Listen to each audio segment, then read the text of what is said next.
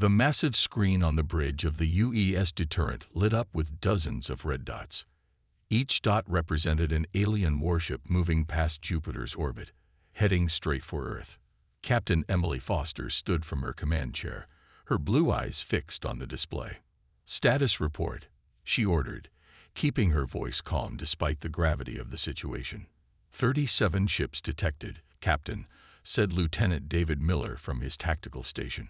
His fingers moved quickly across the glowing control panel. "They're bigger than anything we've ever seen.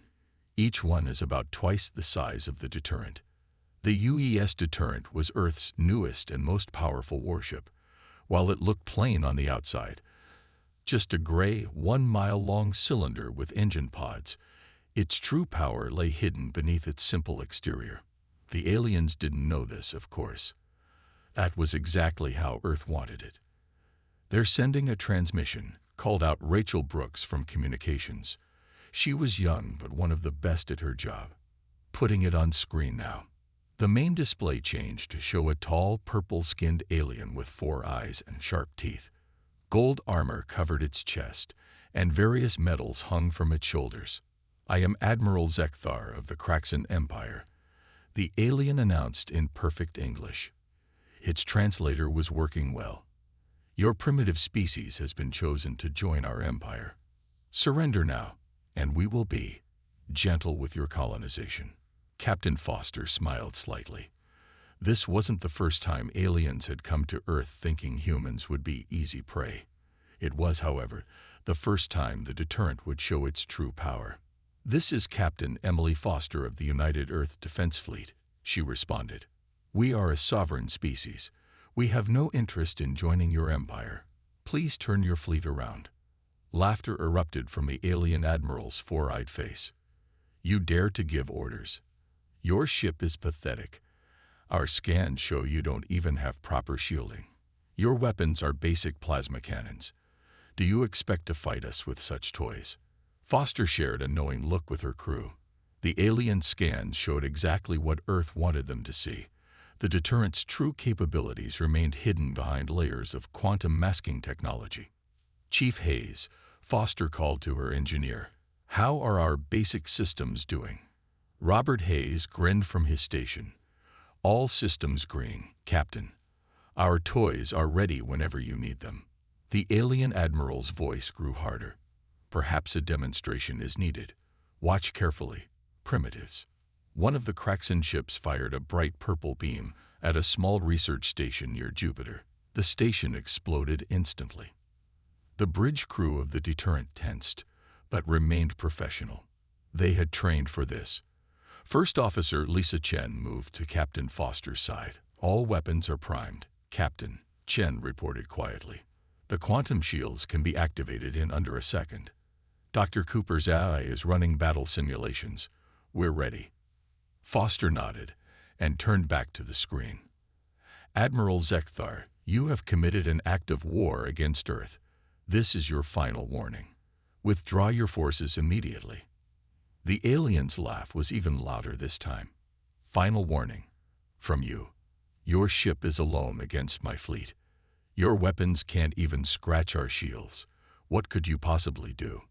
"That's the problem with empires like yours, Admiral," Foster replied calmly. "You always assume you're the most advanced civilization in the galaxy. You never stop to consider that a species might be hiding its true capabilities." "Hiding?" Zekthar sneered. "We see right through your primitive vessel. There is nothing to hide." Foster sat back in her command chair. "Lieutenant Miller, show them what they're missing." One demonstration shot, minimal power. Miller's fingers danced across his console. A small port opened on the deterrent's bow, a port the alien scans hadn't detected. A beam of pure white energy lanced out, slicing through the shields of a Kraxan ship like they weren't even there. The alien vessel's engines died instantly.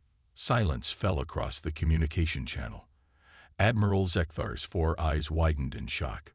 "That," Foster said quietly, "was less than 1% of our actual firepower. Would you like to reconsider your position? Or should we show you what the deterrent can really do?" The alien admiral's purple face had turned pale, But instead of backing down, his expression hardened with rage. "All ships," he roared. "Destroy that vessel."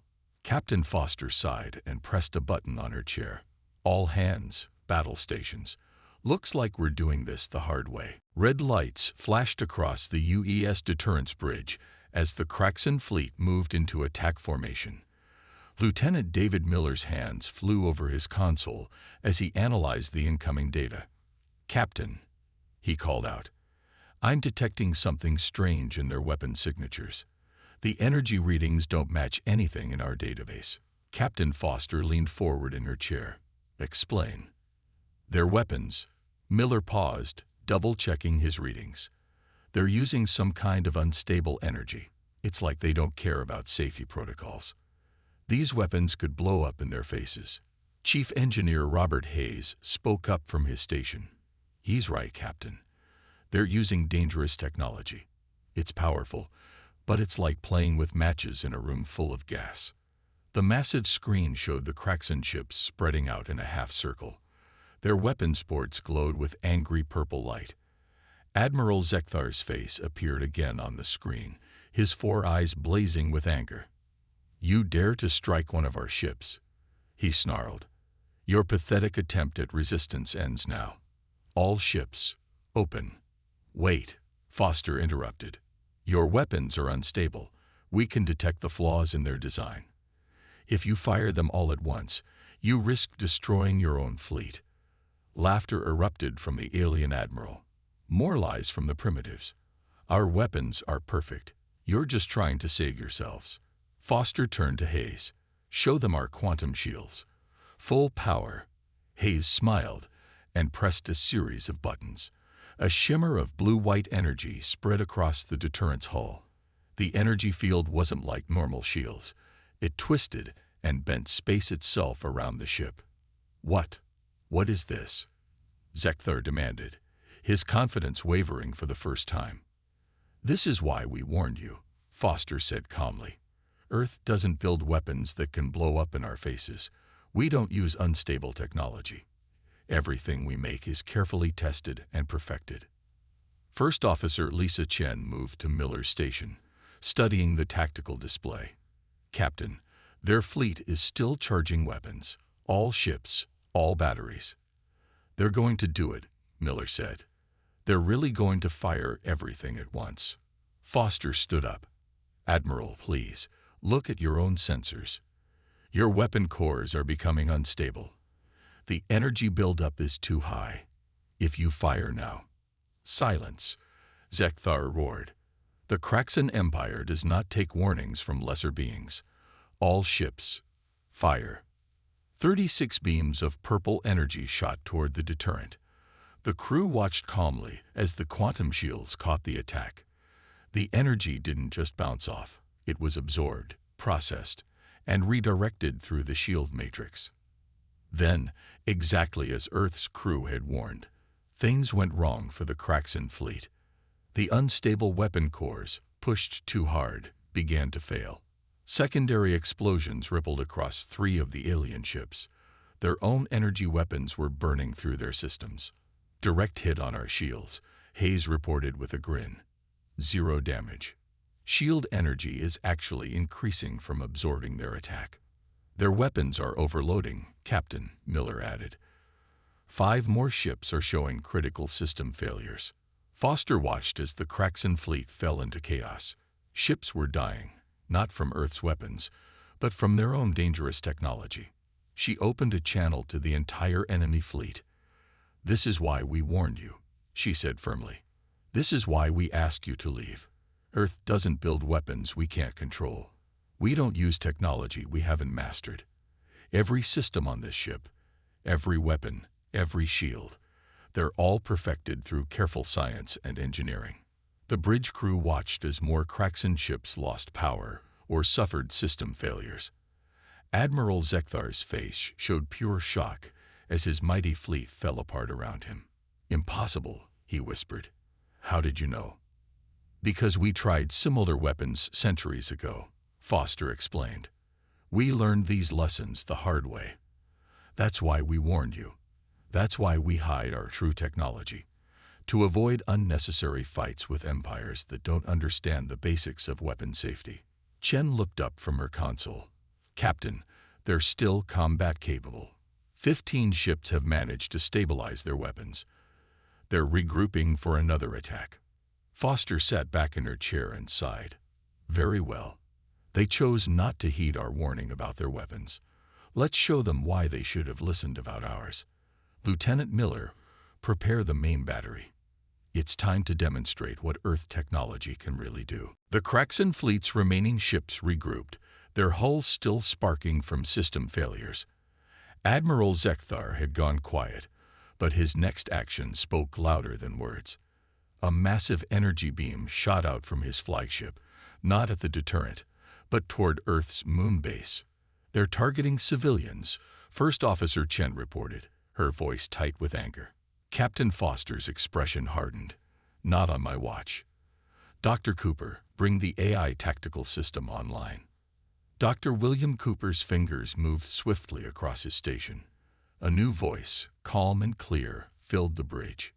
Tactical IARIA online, Captain. All combat systems integrated. Show them what happens when they target our people, Foster ordered. The deterrent moved with impossible speed for a ship its size. It jumped between the alien beam and the moon base, its quantum shields catching and absorbing the attack. But this time, instead of just defending, the Earth ship fought back.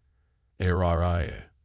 Execute combat pattern Delta, Foster commanded. The ship's AI responded instantly. Multiple hidden weapon ports opened along the deterrent's hull. Each one was different. Some fired beams of concentrated energy. Others launched strange missiles that seemed to bend space around them. 3 targets locked. Lieutenant Miller announced. Clean shots. No risk to the moon base. Fire. The deterrent's weapons launched in perfect sequence. The first beam hit a Kraxan ship's engines, shutting them down instantly. The second shot disabled another ship's weapons. The third attack wasn't even visible. It was a quantum disruption that froze a third alien ship in place. All of this happened in less than 2 minutes. Status report, Foster called out. 3 enemy ships disabled. Miller replied. No explosions, no casualties. Just like you ordered, Captain. Rachel Brooks spoke up from communications. Captain, I'm picking up their internal transmissions. They're panicking. They've never seen weapons like ours before. On the main screen, the remaining Kraxan ships started to back away. Admiral Zekthar's face appeared again, but now his 4 eyes showed fear instead of arrogance. What are you? He demanded. We are human, Foster replied simply. And we try to warn you. Those were just our defensive weapons, designed to disable, not destroy. Would you like to see our actual combat systems? Before the alien could respond, Chief Hayes called out from his station. Captain, they're charging their main weapons again. But something's wrong. The energy readings are off the charts. They're trying to overload their weapons, Dr. Cooper explained, pushing them beyond safe limits. If they fire like that, Foster stood up. Admiral, stop. Your weapon cores can't handle that much power. You'll destroy your own ships. You leave us no choice, Zekthar shouted. The Kraxan Empire cannot be defeated by primitives. All ships, maximum power. ARIA, Foster called to the ship's AI. Calculate maximum safe shield coverage. We need to contain the explosion when their weapons fail. Calculating. The AI responded. Warning. Full containment will require 87% of shield power. Foster turned to her crew. This is going to get rough. Brace for impact. The Kraxan ships fired their overcharged weapons all at once. The beams were huge now, more like rivers of purple energy. They all struck the deterrent's quantum shields at the same time. The bridge shook slightly. Warning lights flashed across every console. But the shields held. Then, just as Earth's crew had predicted, the Kraxan weapons began to explode. Ship after ship lost control of their weapon cores. But instead of letting the explosion spread, The deterrent's shields expanded, creating bubbles of quantum energy around the failing ships. "Containment holding," Hayes reported. "We're absorbing the explosions. No debris will reach the moon base." When it was over, only 5 Kraxan ships remained, including the Admiral's flagship. They hung in space, weapons burned out, facing the undamaged Earth warship. "This is why we warned you," Foster said quietly to the stunned alien admiral. "This is why we asked you to leave. We didn't want this fight. We didn't want to show our true strength. But you gave us no choice." The bridge was silent as the crew waited for a response. Finally, Admiral Zekthar spoke, his voice barely a whisper. "What do you want from us?"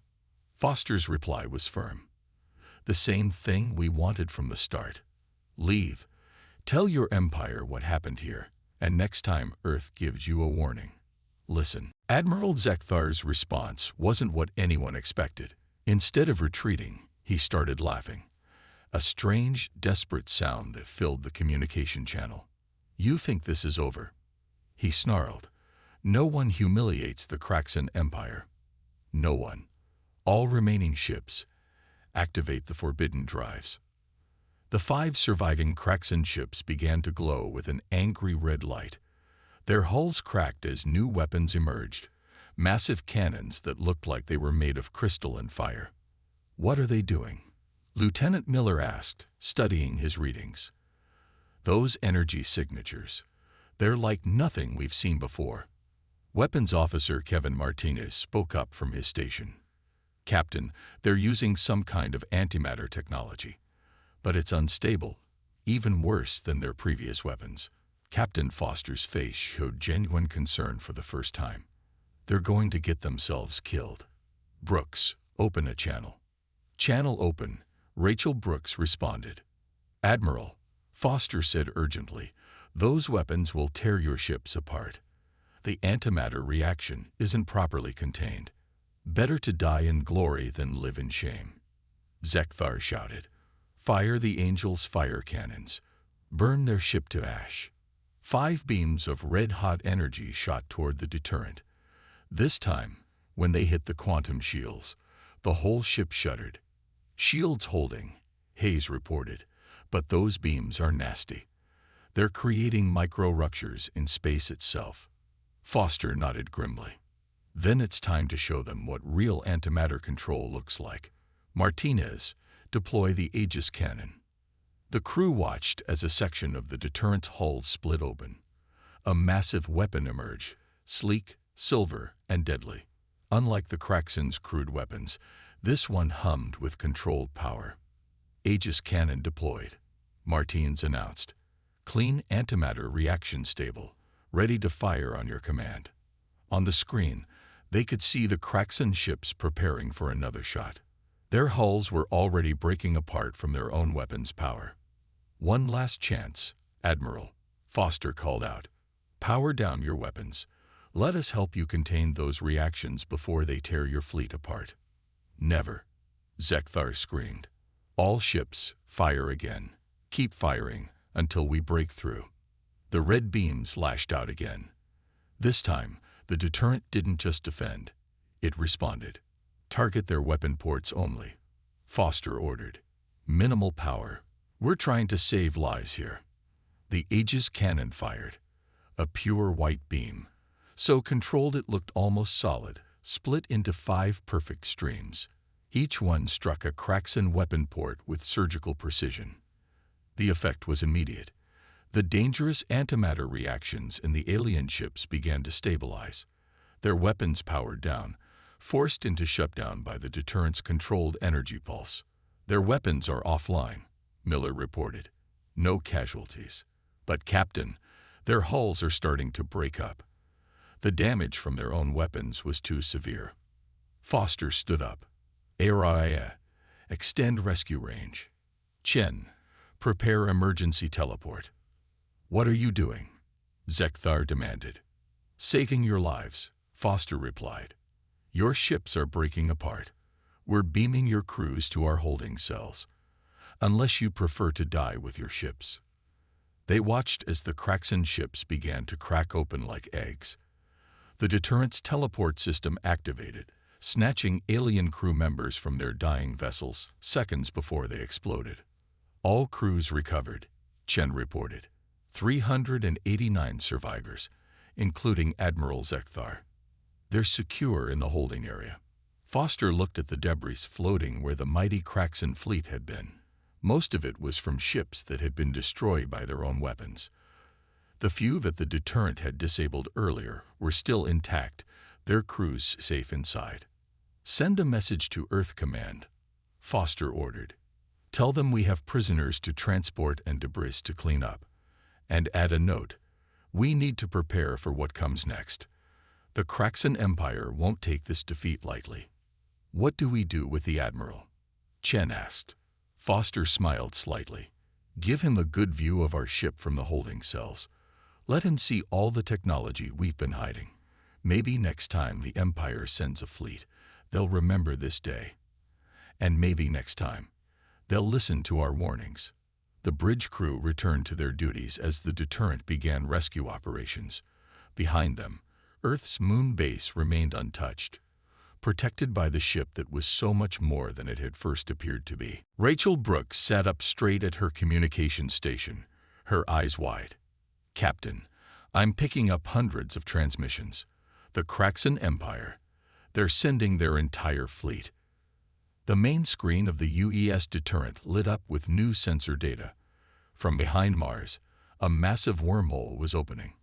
Unlike the messy purple portals the first Kraxan fleet had used, this one was huge, big enough for capital ships. "How many?" Captain Foster asked calmly. "At least 200 ships," Lieutenant Miller replied. "Much bigger than the ones we faced before. These look like they're actual warships." In the holding cells, Admiral Zekthar watched the new fleet arrive through a view screen. His laughter echoed through the ship's communication system. "Now you'll see the true power of the Kraxan Empire," he shouted. "Those were just scout ships before. These are our war fleets." Foster turned to Dr. Cooper. "AI, analyze their capabilities." The ship's AI responded instantly. "New vessels show similar design flaws. They have simply made their unstable technology bigger, not better. Like putting a bigger engine in a broken car," Chief Hayes added. "It'll just break down faster." The new Kraxan fleet formed up in an attack pattern. Their leader, Supreme Commander Valfok, appeared on screen.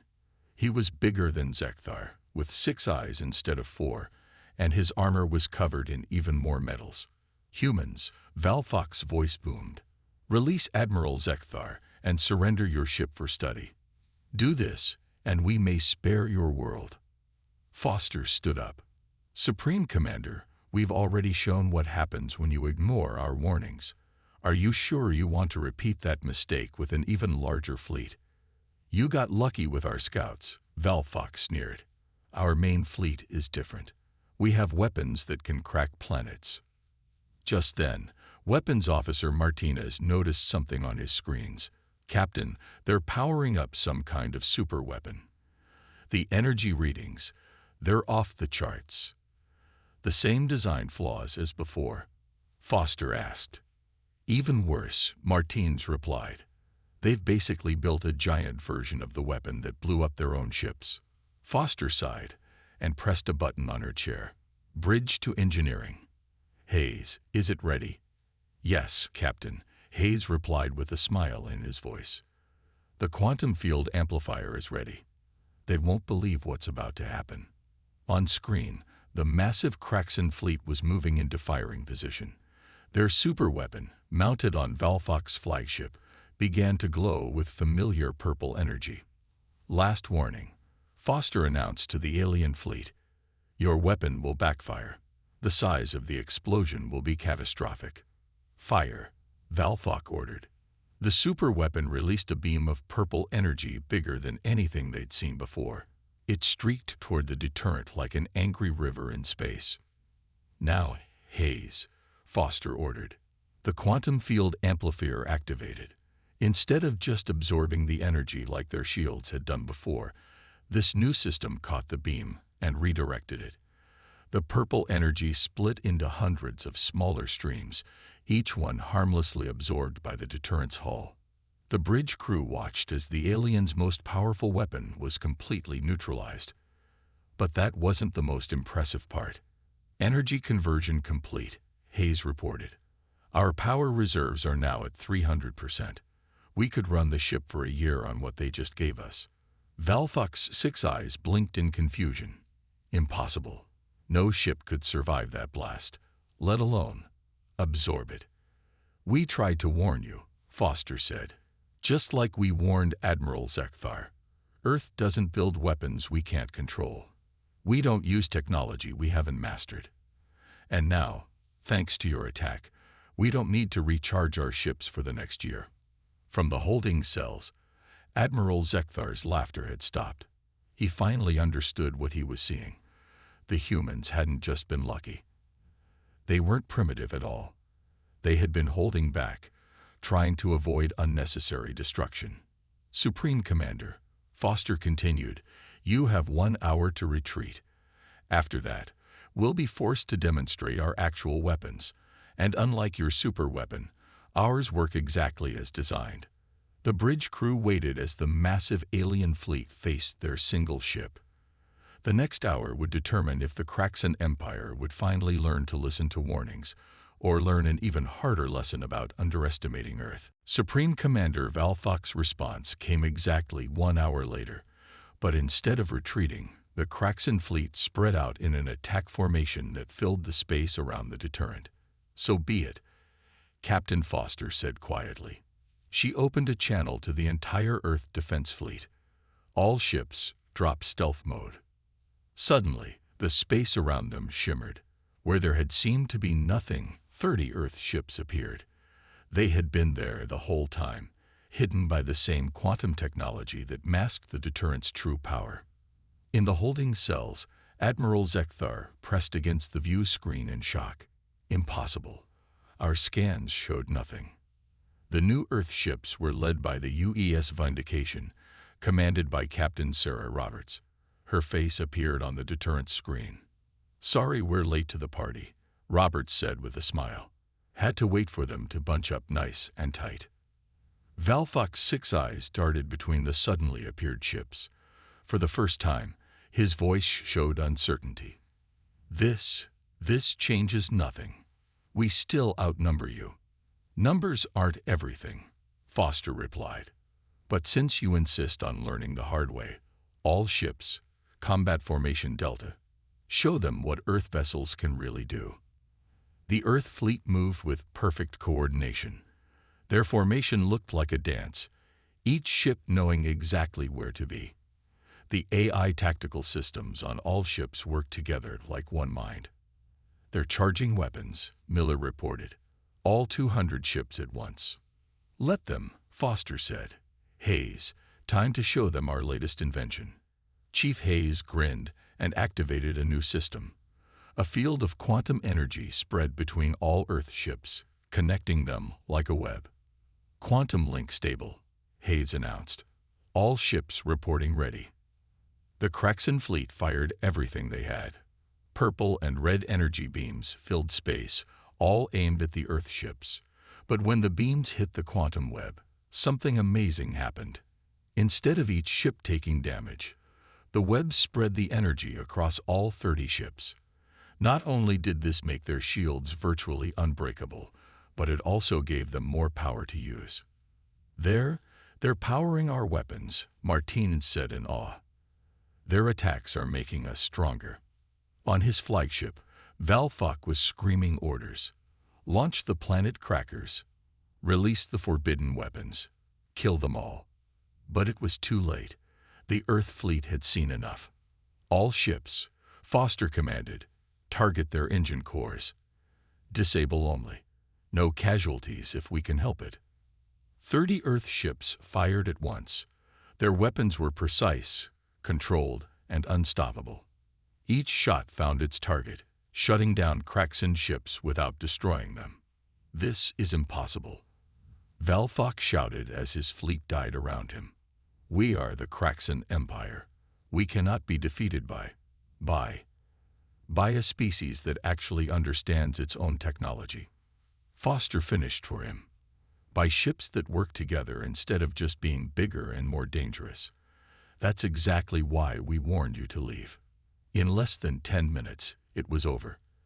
The mighty Kraxan war fleet floated powerless in space, their engines dead, their weapons offline. Not a single ship had been destroyed, just disabled with surgical precision. All enemy ships contained. Captain Roberts reported from the Vindication. No casualties. Ready to begin transport of their crews. Foster nodded and opened a channel to both Valfok and the imprisoned Zekthar. Gentlemen, this is what happens when you ignore warnings from Earth. We didn't want this fight. We didn't want to reveal our true capabilities. But you gave us no choice. She looked at her crew, proud of how they'd handled everything. Now, shall we discuss the terms of your surrender? Or would you like another demonstration of why it's a bad idea to underestimate humans? The only response was silence from the Kraxan commanders. They had finally learned their lesson, though it had taken far more than just a warning to teach it. A week after the battle, Captain Emily Foster stood in the United Earth Council chamber. The massive room was packed with representatives from every nation, all eager to hear her report, but they weren't the only ones listening. Supreme Commander Valfok and Admiral Zekthar stood in the center of the chamber, their once proud armor now plain and simple. Behind them, on a giant screen, representatives from 50 different alien civilizations watched with great interest. The Kraxan Empire, Foster began, attacked Earth despite our warnings. They came with unstable weapons and dangerous technology. They threatened our people. And they learned, the hard way, why Earth prefers peace but stands ready for war. The alien leaders on the screen shifted uncomfortably. Many of them had been planning their own invasions of Earth, thinking humans were an easy target. But today, Foster continued, we're not here to talk about our victory. We're here to talk about the future. Supreme Commander, would you like to share what you've learned? Valfok stepped forward. His 6 eyes were fixed on the floor as he spoke. The Kraxan Empire was wrong. We thought bigger weapons meant better weapons. We thought more ships meant certain victory. We were fools. He looked up at the assembled aliens on the screen. Earth didn't just defeat us. They saved us. When our weapons were about to explode, they contained the blasts. When our ships were breaking apart, they rescued our crews. They could have destroyed us all, but instead, they chose to disable our ships and spare our lives. Zekthar spoke next, his voice carrying a new respect. Their technology isn't just more advanced, it's more thoughtful. They don't build weapons they can't control. They don't use power they haven't mastered. And most importantly, they try to warn us before using that power.